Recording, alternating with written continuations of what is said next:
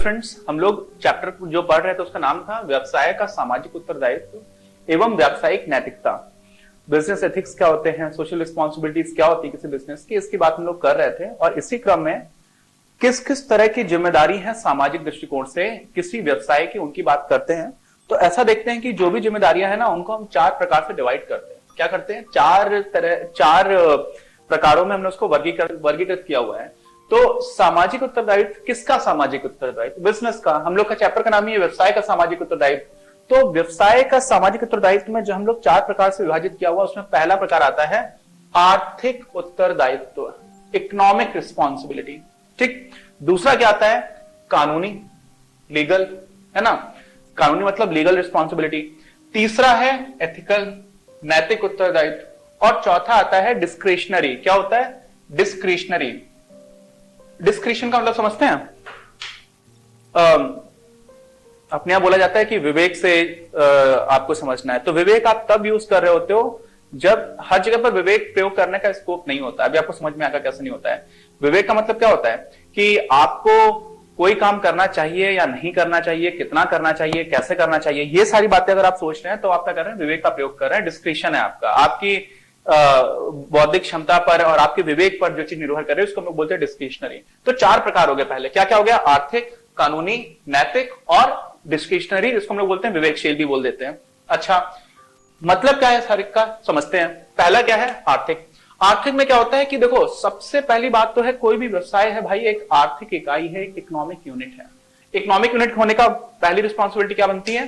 क्योंकि by nature ही वो एक इकोनॉमिक यूनिट है, इसलिए सबसे पहली जो जिम्मेदारी आती है, सबसे पहला उत्तरदायित्व आता है, वो आता है आर्थिक। और आर्थिक उत्तरदायित्व का मतलब सिर्फ इतना है कि समाज को जिन वस्तुओं की आवश्यकता है, जिन सेवाओं की आवश्यकता है, वो सारी चीजें आप उनको ठीक से उपलब्ध कराएं और उपलब्ध कराने की प्रक्रिया में लाभ भी कमाएं।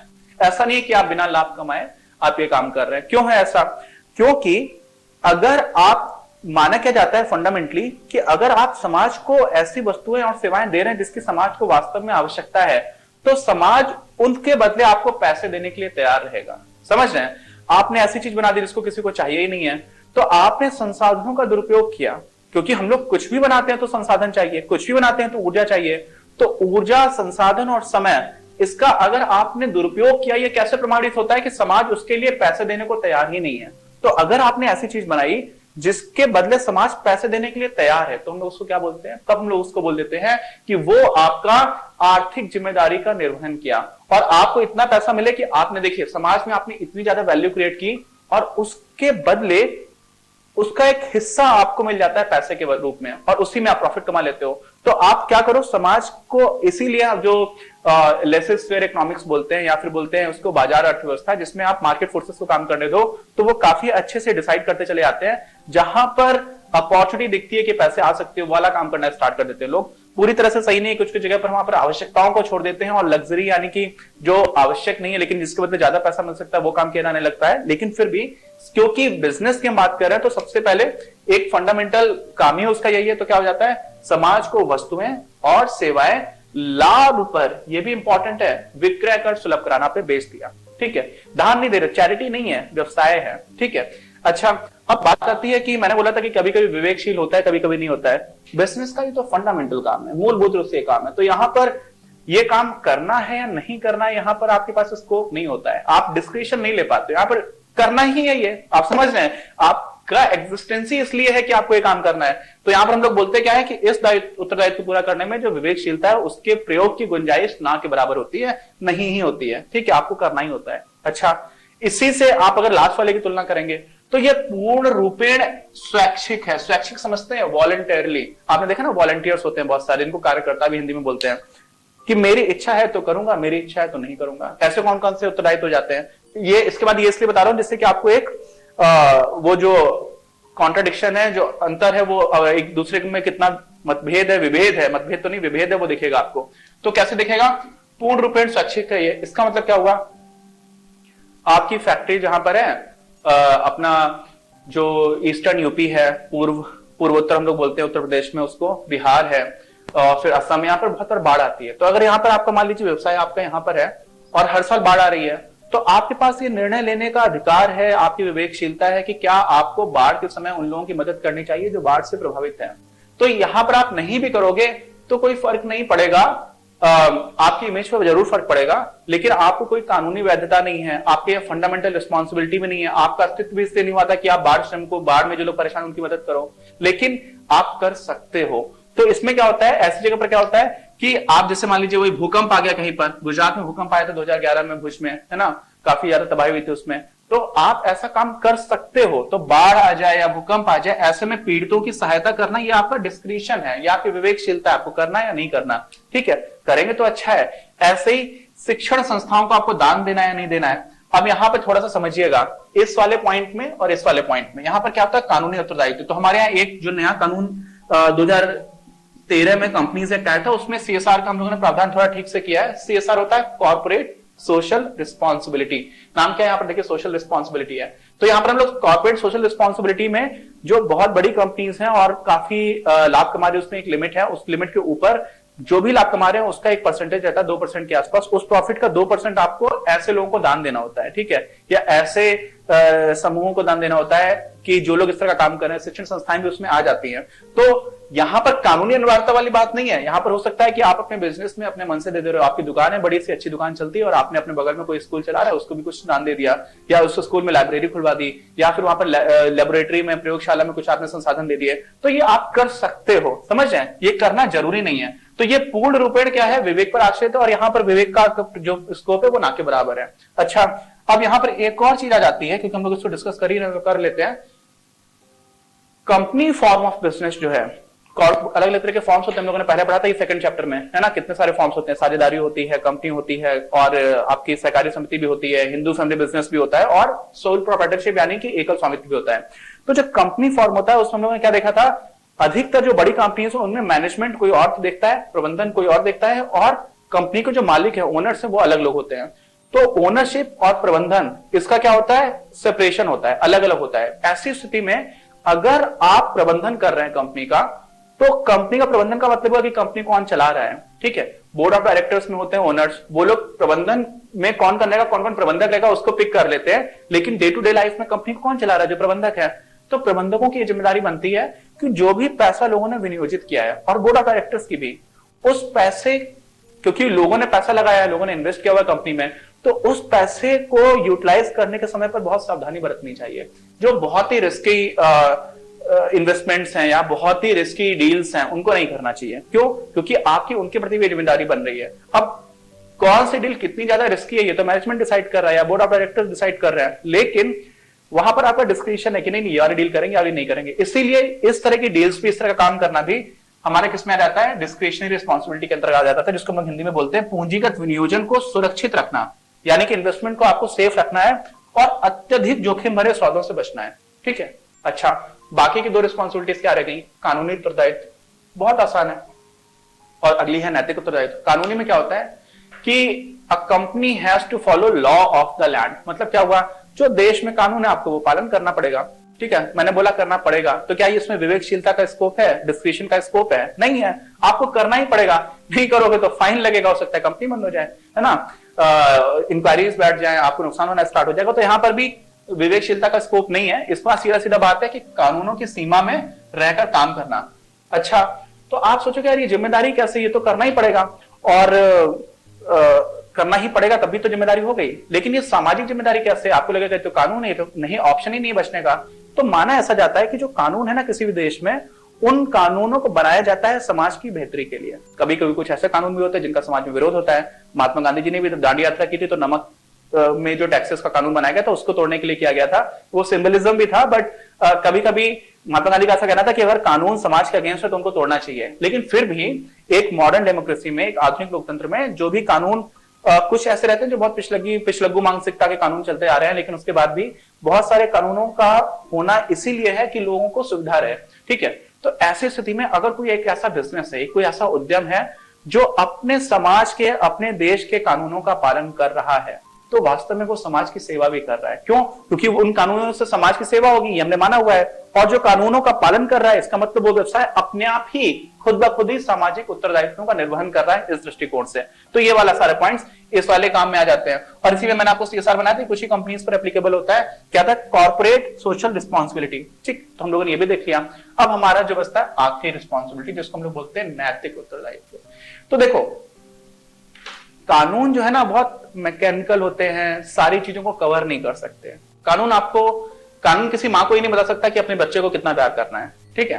कानून किसी दोस्त को ही नहीं बता सकता कि किसी दोस्त की मदद कब करनी है। कानून जो भी अपने पर्सनल रिलेशंस होते हैं, जो भावनाएं होती हैं, जो वैल्यूज हैं, उनको बहुत अच्छे से डिफाइन नहीं कर सकता। राइट टू इक्वालिटी है कि सारे लोग समान है। अब किस तरह से समान है, तो बोला जाएगा सबको शिक्षा भी मिलेगी। फिर शिक्षा कब तक की मिलेगी, तो बोल दिया कि भाई अच्छा आपको कक्षा 8 तक की फ्री में मिलेगी। तो वहां पर कक्षा 8 कक्षा 9 की क्यों नहीं मिलेगी? तो वहां पर कानून क्या होते हैं ना, बहुत सारे गैप्स छोड़ देते हैं, कंप्लीट हो नहीं सकता, ठीक है।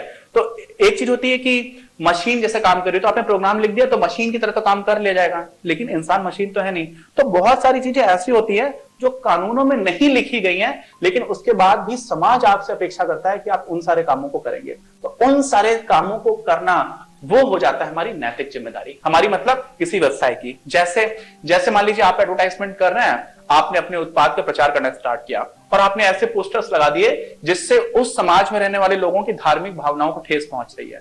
तो ये गलती है। क्यों? समाज आपसे ये एक्सपेक्ट नहीं करता कि आप उनकी धार्मिक भावनाओं को ठेस पहुंचाएंगे, समझ रहे हैं? तो ऐसे ही बहुत सारी चीजें होती हैं जो कानून में नहीं लिखी हुई है।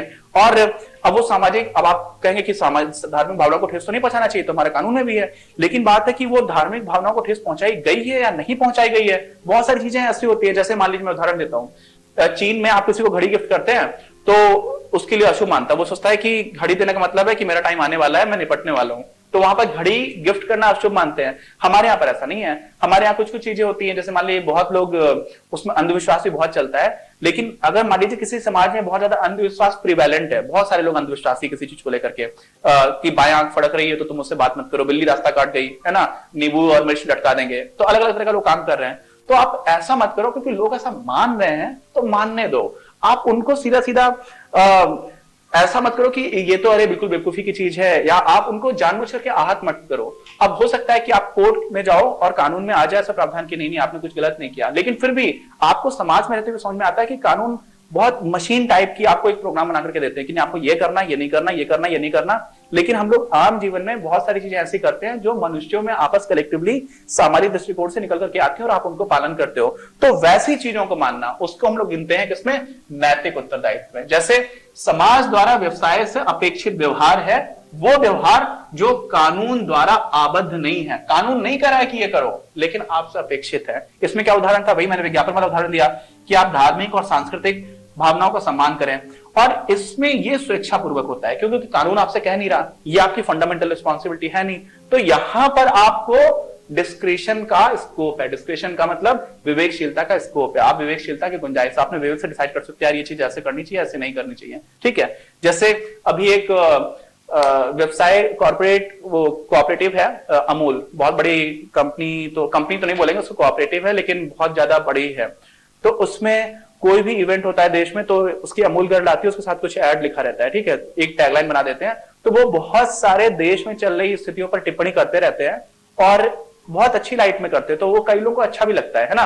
लेकिन अगर उसी में कुछ कभी ऐसा कर दिया जिससे बहुत सारे लोग आहत हो गए तो समस्या हो जाती है, ठीक। तो ऐसी चीजें नहीं करना चाहिए। ऐसे कई बार बहुत सारे सेलिब्रिटीज होते हैं, किसी ऐसी चीज का एडवर्टाइजमेंट कर देते हैं जो समाज चाहता है कि आपसे तो ये उम्मीद नहीं थी ऐसा कर देना। जैसे कुछ लोग हैं सिगरेट्स का करेंगे या फिर अल्कोहल का करेंगे, और इस तरह की चीजों का एडवर्टाइजमेंट पूरी तरह से नहीं होना चाहिए।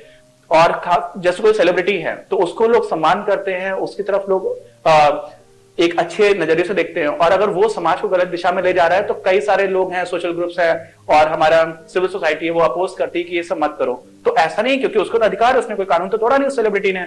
ऐसी व्यवसाय है, यहाँ पे व्यवसाय कानून नहीं तोड़ रहा, लेकिन उससे अपेक्षित है कि ऐसा ना करे या फिर ऐसा व्यवहार करे। तो जिस तरह का व्यवहार अपेक्षित है वो अगर कर रहा है तो उसको हम लोग बोल देते हैं क्या, नैतिक उत्तरदायित्व। और ये भी करना चाहिए। इनसे और इससे क्या होता है, आपके बिजनेस की एक ज्यादा अच्छी इमेज बनती है। गुडविल बहुत अच्छी होती है, तो आपकी तरफ लोगों का ट्रस्ट बनता चला जाता है। और साथ में जैसे टाटा है, अभी टाटा दुनिया भर में ग्लोबल वार्मिंग को कम करने के लिए भी काफी काम करने की कोशिश कर रहा है, तो टाटा की इमेज लोगों के मन में अच्छी रहती है ना। तो इस तरह की चीजें, लेकिन ये करना या नहीं करना इसमें विवेकशीलता जाती है। तो हम लोगों ने क्या देखा, उत्तरदायित्व किस किस तरह के उसको कैसे वर्गीकृत किया गया, इसको काफी ठीक से समझ लिया। अब कुछ कुछ ऐसे इंटरेस्ट ग्रुप्स हैं, मैंने क्या बोला, इंटरेस्ट ग्रुप्स, उन लोगों को कोई चीज चाहिए है तो कंपनी का कुछ कुछ स्पेसिफिक इंटरेस्ट ग्रुप्स को लेकर के क्या क्या जिम्मेदारी होती है ये देखते हैं। अब आ जाते हैं जहां पर हम लोग बात करेंगे इंटरेस्ट ग्रुप्स की। किसकी बात करेंगे, इंटरेस्ट ग्रुप्स। और इंटरेस्ट ग्रुप्स को हिंदी में बोलते हैं हित समूह। मतलब क्या होता है आपको समझ में आ जाएगा। कुछ एक ग्रुप को बिलोंग करने वाले जो लोग हैं ना उनको इंटरेस्ट ग्रुप बोल देते हैं। जैसे कंज्यूमर्स हैं, उपभोक्ता हो गया तो वो इंटरेस्ट ग्रुप हो गया। शेयर होल्डर्स हैं किसी कंपनी के तो वो एक इंटरेस्ट ग्रुप हो गया, ठीक है। एम्प्लॉयज हैं वो एक ग्रुप हो गया। सोसाइटी एट लार्ज, जो पूरा समाज है वो भी एक इंटरेस्ट ग्रुप हो गया। गवर्नमेंट है वो भी एक इंटरेस्ट ग्रुप हो गई, ठीक। तो इन्हीं की हम बात करेंगे। तो एक किसी भी तरह के समूह को रिप्रेजेंट करने वाले लोगों को एक साथ हम लोग बोल देते हैं क्या, हित समूह, या फिर उसको इंग्लिश में बोलते हैं इंटरेस्ट ग्रुप्स। अच्छा, हम लोगों ने अभी तक जो बात की है उसमें बात की थी कि सामाजिक उत्तरदायित्व क्या क्या है ये पता कर लिया, लेकिन किसके प्रति है ये नहीं पता किया, और उन लोगों के प्रति क्या जिम्मेदारी है इसकी बात नहीं की। तो वो इस वाले वीडियो में बात करेंगे इसी में अभी। और इसमें क्या हो जाएगा कि बस इस प्रश्न का उत्तर देने के लिए बात कर रहे हैं कि किन लोगों के प्रति जिम्मेदारी है और उनके प्रति क्या जिम्मेदारी है, ठीक है। हम लोगों ने अभी तक इन जनरल समाज के प्रति क्या क्या जिम्मेदारी थी उसकी बात की थी। अच्छा, तो अब हम लोग क्या कर रहे हैं, इंटरेस्ट ग्रुप को हम लोगों ने चार तरह से यहां पर डिवाइड किया हुआ है कंपनी के पॉइंट ऑफ व्यू से। आप और इंटरेस्ट ग्रुप भी बना सकते हैं, लेकिन जो प्रमुख है वो ये चार है। सबसे पहला तो आ जाएगा आपका शेयर होल्डर्स, उनको हम लोग हिंदी में बोलते हैं अंशधारी।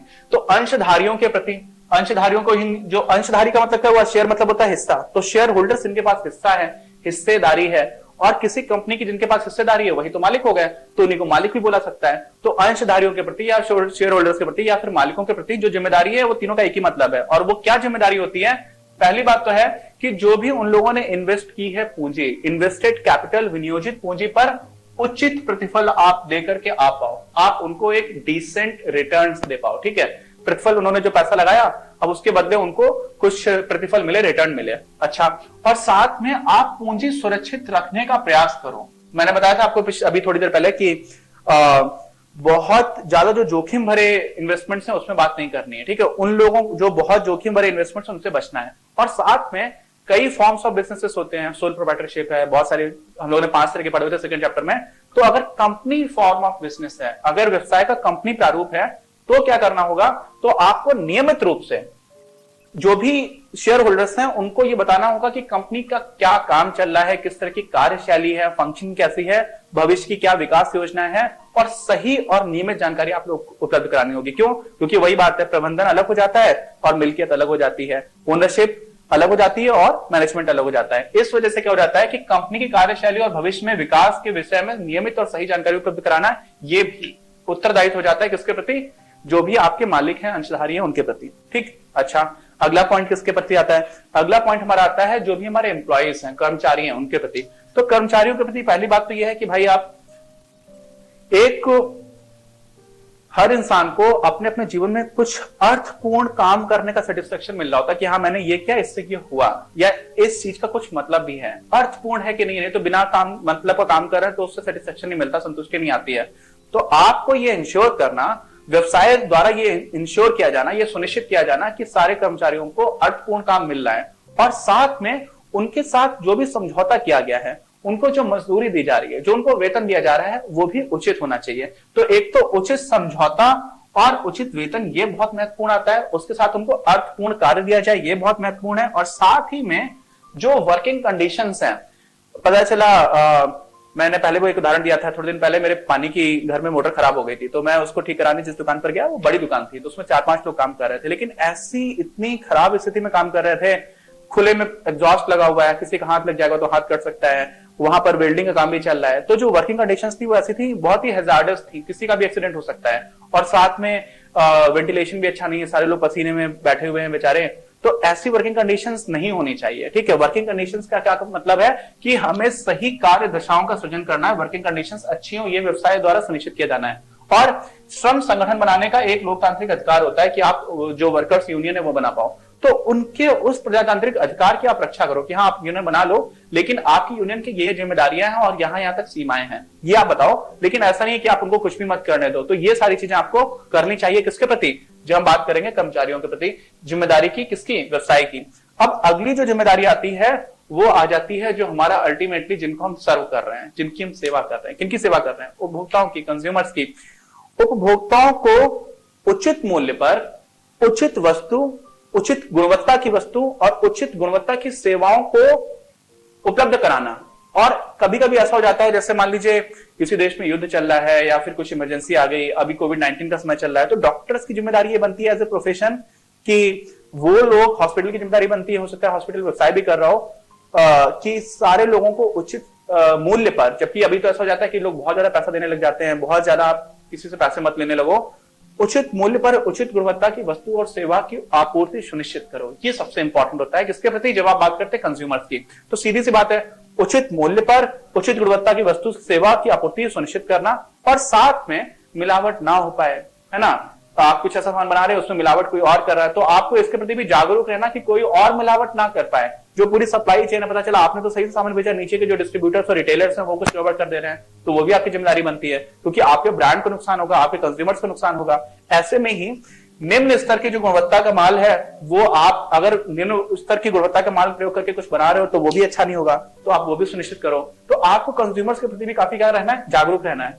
और ऐसे ही एक और चीज आती है, बहुत लोग नहीं करते हैं, कुछ कुछ इंडस्ट्रीज में कंपलसरी होता है, जैसे आप दवाई खरीदेंगे तो दवाई के पैकेट पर आपको सारी चीजें लिखी रहती हैं कि इसमें क्या क्या पड़ा हुआ है।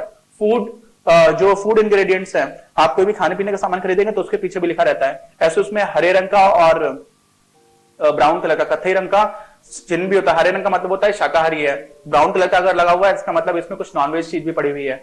तो ये सारी चीजें हम क्यों बता रहे होते हैं?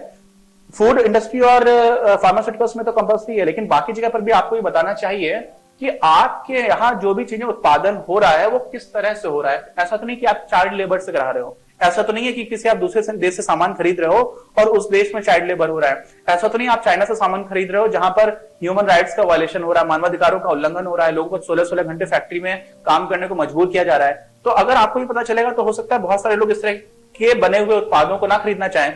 तो कंपनी की वास्तव में नैतिक रूप से जिम्मेदारी बनती है किसके प्रति? कंज्यूमर्स के प्रति, कि आपने उत्पादन कैसे किया वो बताओ, ठीक है। तो उनका अधिकार भी होता है जानने का, लेकिन आप खुद से बताओ, प्रोएक्टिवली बताओ तो ज्यादा अच्छा रहता है। तो ये सारी चीजें आ जाती है। साथ में आप कंज्यूमर्स के साथ कैसा व्यवहार करोगे, शिष्टाचार वगैरह, सीधी बात है आपका वो हमारे यहाँ तो बोला जाता है कुछ कुछ जगह पर कि जो कस्टमर होता है वो भगवान होता है, तो आप उसके साथ शिष्टाचार का बर्ताव करेंगे ही करेंगे। और धोखापूर्ण और अविश्वसनीय कभी कभी प्रचार होता है कि आपने कुछ मिसलीड कर दिया, मिसलीडिंग एडवर्टाइजमेंट्स आपको नहीं करने चाहिए जिसका कुछ और इम्प्लीकेशन आ जाए। जैसे अभी कुछ कुछ हुआ भी है, कुछ दवाओं को लेकर के ऐसा था कि इस दवा से ये चीज ठीक हो जाएगी और फिर पता चलता है ऐसा नहीं हुआ। तो वैसी चीजें नहीं होनी चाहिए। ऐसे बहुत सारे प्रोडक्ट्स का बहुत ही मिसलीडिंग एडवर्टाइजमेंट चलते रहते हैं, फिर हमारी कुछ रेगुलेटरी बॉडीज है जो उनको रोकने की कोशिश करती हैं, लेकिन फिर भी कंपनी की जिम्मेदारी बनती है कि उसको ऐसा नहीं करना चाहिए। अच्छा, अब आ जाते हैं हम लोग किसमें, सोसाइटी एट लार्ज और गवर्नमेंट के प्रति क्या क्या इनके जिम्मेदारियां बनती हैं। तो समझिए, सरकार के प्रति पहली जिम्मेदारी तो बनती है कि भाई जो भी कानून चल रहे हैं देश में, और वो सरकार के प्रति नहीं, वो विधान के प्रति है, संविधान के प्रति है, कानूनों के प्रति है, और कानूनों के द्वारा ही सरकार भी चल रही होती है। तो जो भी वैधानिक स्थिति बनी हुई है, जो भी कानून है, उनके दायरे में रहकर के काम करना। सरकार की प्रति जिम्मेदारी यह है कि सरकार को आप सही समय पर बिना बेईमानी के ईमानदारी से टैक्सेस पे कर दो, है ना। आप अपना ऑडिट सही कराओ, जो भी नियम उनका ठीक से पालन करो, और आप सही से टैक्स दे दो, क्योंकि सरकार की आमदनी उससे होती है। तो आप अपना जो भी कर बन रहा है आप उनको देते चले जाओ। समाज के प्रति क्या जिम्मेदारी है?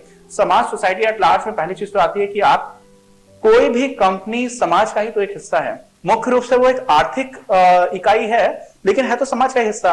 और समाज में बहुत सारी चीजें ऐसी हैं तो शेयर्ड एसेट्स हैं। हवा है, हवा शक्ति है। अब आप हवा को प्रदूषित कर रहे हो तो आप पूरे समाज का नुकसान कर रहे हो। आप अपने आसपास बहने वाली नदी को, मैं गंगा नदी के किनारे कानपुर है, कन्नौज, मैं कन्नौज से आता हूं, तो बहुत स्थिति खराब रहती है। बहुत सारी इंडस्ट्रीज हैं जो अपने वाटर, जो भी उनका कूड़ा करकट होता है, उसको बिना ट्रीट किए ही पानी उसमें गंगा में बहा देती है। तो कितने सारे लोगों को जीवन देने वाली गंगा जैसी नदी, उसको बर्बाद कर रहे हैं। तो होता क्या है कि यहाँ पर अगर आप देखेंगे तो एक प्राकृतिक जो आपका वातावरण है ना, उसके प्रति आपकी बहुत बड़ी जिम्मेदारी बनती है, जो भी इंडस्ट्रीज हैं खासतौर से उनकी, क्योंकि वही पोल्यूट कर रही होती है बहुत ज्यादा।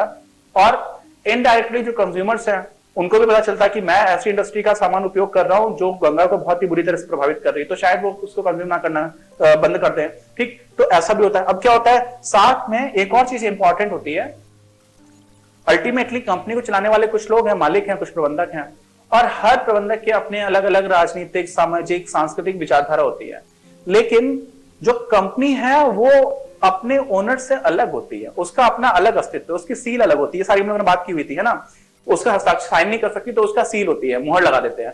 तो अब ऐसी स्थिति में आप समझिए कि कंपनी को एक बहुत ही ज्यादा अच्छे नागरिक की तरह होना चाहिए। वो सारे के सारे जो आपके कानून है उनका भी पालन करें, जो भी सांस्कृतिक जिम्मेदारी बनती है उसका भी करे, किसी की धार्मिक भावना को उल्लंघन ना करे, और इस तरह के सेटअप में काम करना चाहिए। क्योंकि ये आपकी सामाजिक जिम्मेदारी है। आप एक नया एग्जिस्टेंस बनाया है जो आर्टिफिशियल पर्सन है, एक कंपनी है मान लीजिए, तो उस कंपनी की जिम्मेदारी बनेगी। और इन जनरल कंपनी फॉर्म नहीं भी है तो भी बाकी व्यवसायों में भी जिम्मेदारी बनती है कि आप एक अच्छे नागरिक की तरह, जो आपका व्यवसाय है उसकी वर्ताव होना चाहिए। अच्छे नागरिक की तरह किसको बोला जा रहा है, व्यवसाय को बोला जा रहा है, ठीक है।